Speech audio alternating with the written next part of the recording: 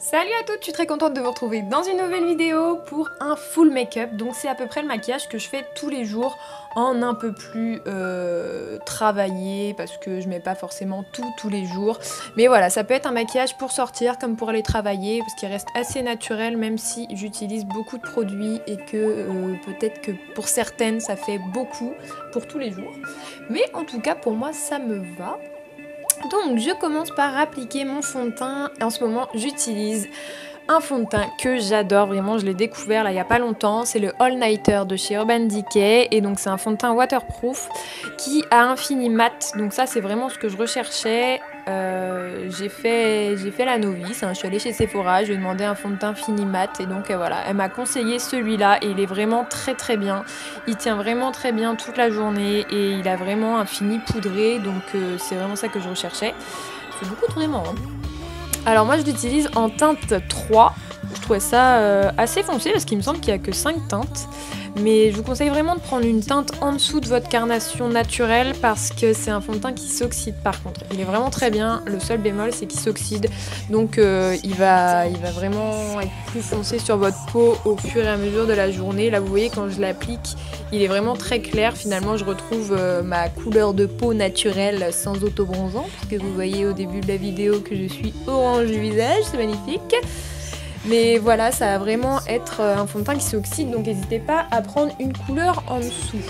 Ensuite, j'utilise un anti-cerne de chez Sephora qui est l'anti-cerne haute couvrance au fini naturel. Donc là, j'utilise la teinte médium, il me semble, la teinte du milieu ou la teinte la plus claire. Non, la teinte médium, je crois. C'est le beige clair, ouais. Le beige clair en 06, donc... Et qui est vraiment très bien, mais en fait c'est un peu un dupe du Naked de chez Urban Decay. Et niveau quantité-prix, à la limite je vous conseille de prendre le Urban Decay parce qu'il n'y a pas beaucoup de différence. Voilà, ensuite j'utilise toujours de chez Sephora une poudre qui est en fait un fond de teint compact minéral, donc qui est vraiment très bien. Après je pense que avec le fond de teint Urban Decay, c'est pas forcément utile de mettre une poudre aussi couvrante parce que le fond de teint couvre vraiment très bien. Donc je pense que je vais changer de poudre pour une poudre beaucoup plus légère dans pas longtemps. Mais en tout cas pour l'instant j'ai celle-là et elle fait très bien l'affaire. Et je l'utilise en médium, donc c'est la teinte beige, la numéro 25. Donc ensuite je vais passer aux sourcils. Pour les sourcils, je vais utiliser la palette Naked de Basics de chez Urban Decay que j'aime vraiment d'amour parce que j'utilise que celle-là vraiment tous les jours pour mes sourcils et pour mes yeux. Je la trouve vraiment très pratique, il y a des couleurs naturelles dedans, mat en plus, donc vraiment ce que j'aime. Donc j'utilise la teinte Undone pour mes sourcils avec un petit pinceau un peu biseauté et vous allez voir c'est quand même très foncé, enfin, en fait c'est la teinte naturelle de mes cheveux. Donc voilà, mais pour l'éclaircir un petit peu, j'utilise un gros pinceau assez plat et je vais venir prendre la teinte Skimp de la même palette qui est une teinte assez claire et donc je vais repasser par dessus pour vraiment coiffer les sourcils et fondre toutes les couleurs. Donc je trouve cette technique assez pratique parce qu'en plus elle vous permet vraiment d'adapter votre fard à la couleur de vos sourcils. Ensuite je prends un pinceau un petit peu en forme de stylo on va dire. C'est pas ça que je voulais dire, mais bon avec une pointe. Donc pour appliquer toujours la teinte Skimp en dessous du sourcil pour vraiment venir éclaircir et venir tracer plus précisément le sourcil. Ensuite je prends un pinceau un peu plus fluffy cette fois-ci pour utiliser la teinte Stark, donc qui est la deuxième teinte de la palette. Et je vais venir faire mon creux de paupière avec pour... j'aime bien donner un petit côté orangé au creux de paupière, je trouve que ça donne un effet un peu plus naturel que de mettre une teinte vraiment foncée. Ensuite je prends la teinte Frisk mélangée à la teinte Primal et avec le pinceau, toujours un peu le même genre de pinceau, un peu fluffy, je vais venir l'appliquer sur le coin extérieur de mon œil en remontant jusqu'au milieu de la paupière.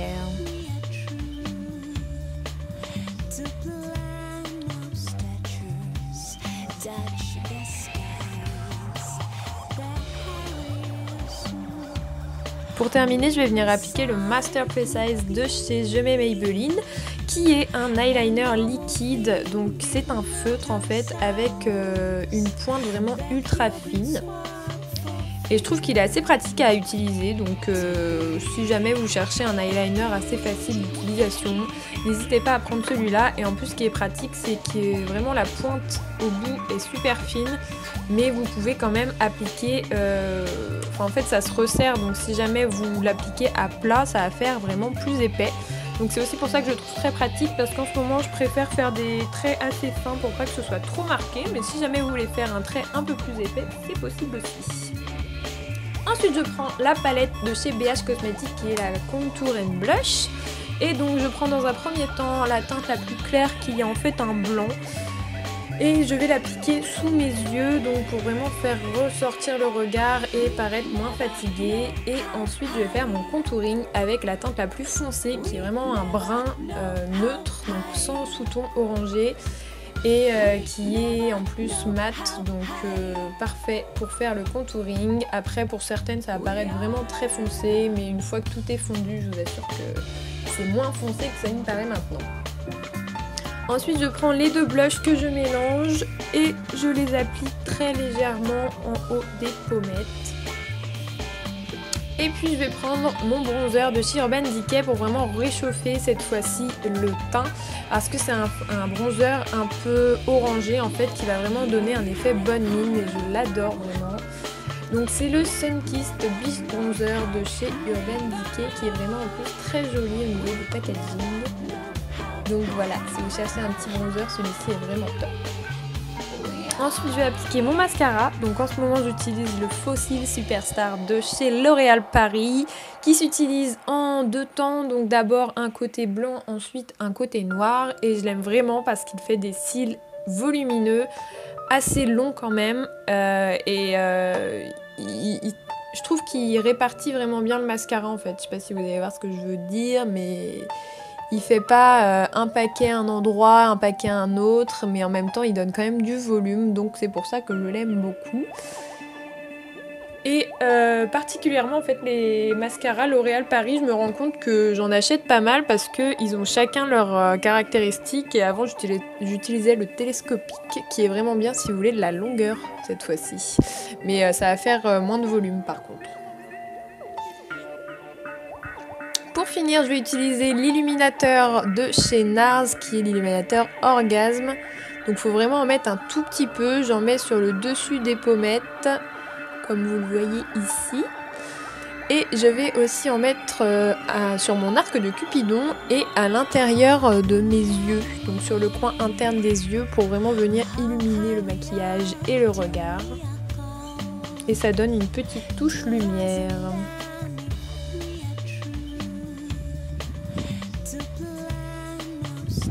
Pour terminer, on va s'occuper des lèvres, et donc pour les lèvres, j'utilise un crayon rétractable de chez Make Up Fashion, donc c'est une marque qui se vend chez Saga, si jamais ça vous intéresse. Donc voilà, c'est un crayon rétractable, c'est en fait une crème, enfin, c'est un crayon crème dedans, qui est vraiment très facile du coup d'application, parce que vous pouvez tracer le contour avec et en même temps remplir, et ça vous fait vraiment pas des lèvres sèches, donc c'est ça qui est vraiment super avec ce crayon, et il donne un fini assez naturel mais en même temps assez nude. Celui-ci c'est un peu un vieux rose en fait, ça se voit pas forcément à la caméra mais c'est un peu un vieux rose. Ensuite je vais venir appliquer un blush poudre, le même que j'ai utilisé sur mes joues. Et donc je l'applique sur mes lèvres pour donner un fini poudré et beaucoup plus naturel que le vieux rose en fait, parce qu'il est vraiment assez fade. Donc pour réveiller le maquillage, j'utilise ça sur mes lèvres. Et voilà, le maquillage est terminé. J'espère qu'il vous a plu les filles. N'hésitez pas à mettre des petits pouces vers le haut, à vous abonner et à me dire ce que vous en avez pensé. Je vous retrouve très vite dans une prochaine vidéo. Gros bisous!